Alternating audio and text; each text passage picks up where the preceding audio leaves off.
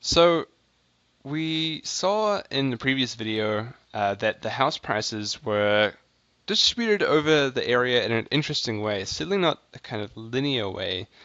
And we wouldn't necessarily expect linear regression to do very well at predicting house price just given latitude and longitude.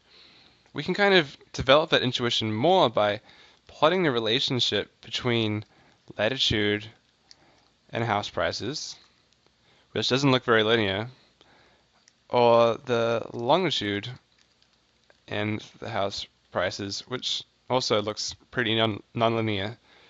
Um, so we'll try fitting a linear regression anyway. So let's call it latlon lm, and we'll use the lm command, linear model, to predict house prices based on latitude and longitude using the Boston dataset.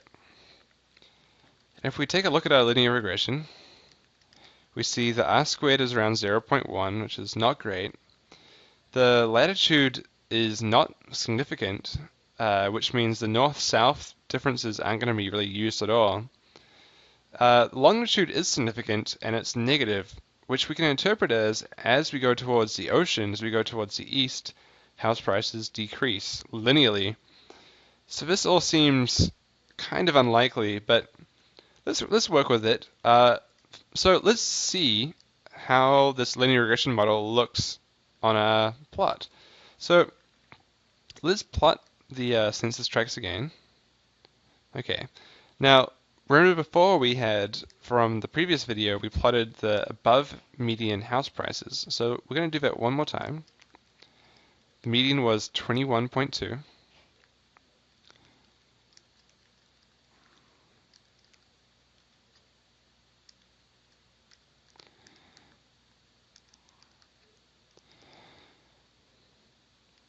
We had the color was red,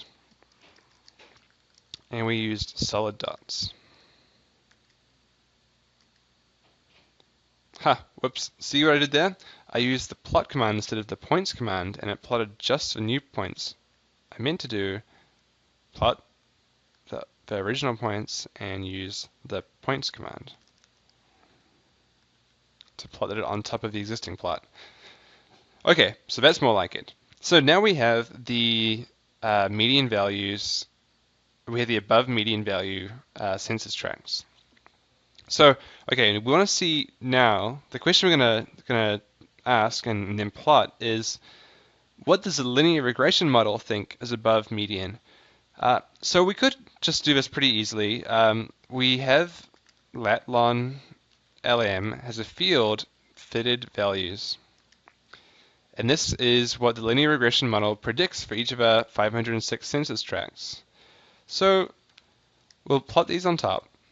Boston lon, take all the census tracts such that the lat lon lm's fitted values are above the median.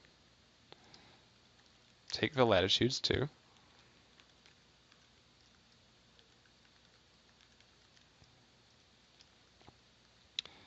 And I'm going to make them blue, but let's pause for a moment and think. If we use the dots again, we'll cover up the red dots and cover up some of the black dots. But what we won't be able to see is where the red dots and the blue dots match up. You know, we're interested in seeing how the linear regression matches up with the truth. So it'd be ideal if we could plot the linear regression blue dots on top of the red dots in some way that we can still see the red dots.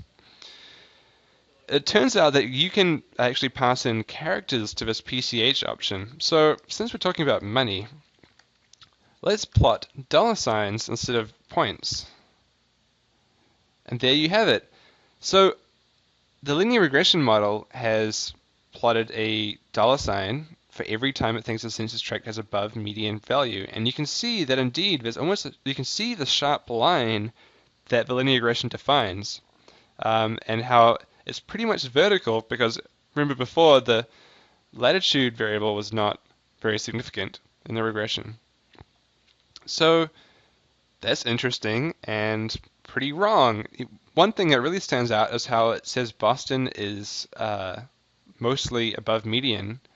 Even though we saw right from the start there's a big non-red spot right in the middle of Boston where the house prices were below the median. So the linear regression model isn't really doing a good job, and it's completely ignored everything to the right side of the picture.